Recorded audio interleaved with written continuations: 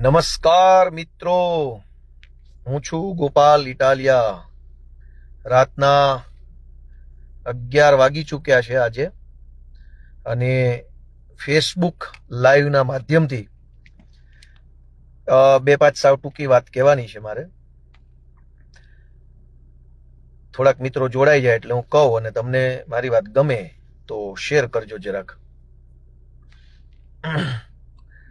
વાત જાણે કે એમ છે કે ભાજપના માણસો ગુજરાતમાં જે કાંઈ પણ છે, એના નેતાઓ કે એના આગેવાનો મંત્રીઓ, એ બધાનું વાણી વર્તન વ્યવહાર એવું દર્શાવે છે કે એ લોકો ભારતના સૌથી મહાન લોકો છે, અને એ લોકો અમર છે, ક્યારેય મરવાના નથી, એમની સત્તા ક્યારેય પૂરી નથી થવાની, અને એ લોકો ક્યારેય તે સત્તામાંથી દૂર નથી થવાના. એટલે એ પોતાની જાતને વિશ્વની સૌથી મોટી પાર્ટી ગણાવે છે. વિશ્વની સૌથી મોટી પાર્ટી, ભારતની નહીં, દુનિયાની સૌથી મોટી પાર્ટી છે, એવી ફાંકા ફોજદારી લાંબા સમયથી આ લોકો કરતા આવ્યા છે. અને ગુજરાતમાં એક અંશે લોકોના મનમાં પણ એમણે એવું ભૂત ઊભું કર્યું છે કે ભાઈ આ લોકોનું તો કંઈ નહીં થાય, આ લોકો તો ક્યારેય આને કંઈ નહીં હરાવી શકાય, આમ છે તેમ છે. પણ મારે તમને બધાને એક અત્યંત મહત્વની માહિતી આપી છે, જે સોશિયલ મીડિયાના માધ્યમથી તમે શેર કરજો. તામિલનાડુમાં અત્યારે ચૂંટણી ચાલુ છે વિધાનસભાની. તમિલનાડુ રાજ્યમાં હાલમાં ચૂંટણી ચાલુ છે, મતદાન પણ 2 તબક્કામાં છે. તમિલનાડુની ચૂંટણીમાં કુલ 237 સીટો ઉપર અત્યારે વિધાનસભાની ચૂંટણી યોજાઈ રહી છે. પ્રચાર ચાલુ છે, ઉમેદવારોના ફોર્મ ભરાઈ ચૂક્યા છે. આ બધું હાલમાં ચાલુ છે. આ હું બોલું છું ત્યારે 24મી એપ્રિલની વાત કરું છું, 24 એપ્રિલ 2026.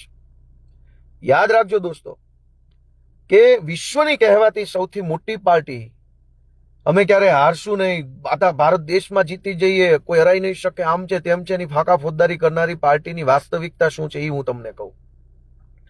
તમિલનાડુમાં 237 વિધાનસભાની સીટો ઉપર ચૂંટણી થઈ રહી છે.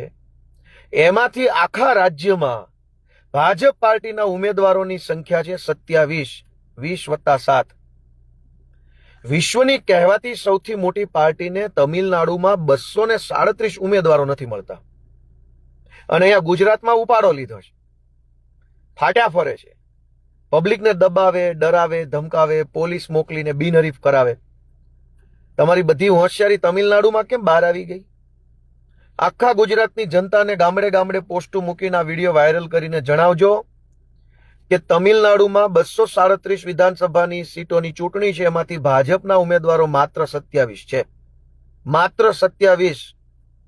તો શેની વિશ્વની સૌથી મોટી પાર્ટી, શેનું ડબલ એન્જિન, શેની કેડરબેચ પાર્ટી, શેનું હું કઈ નહીં લેના નહીં દેના, ઉમેદવારો નથી મળતા. એટલે એટલી જ મારે લોકોને માહિતી આપવાની છે કે આ લોકો કંઈ એવા નથી કે જેને હરાવી ન શકાય. જનતા જો મક્કમ નિર્ણય કરે, જનતા જો પૂરી તાકાતથી આ લોકોની સામે પડે, તો ઊભા રોડે ચડે એવા કાયર માણસો છે.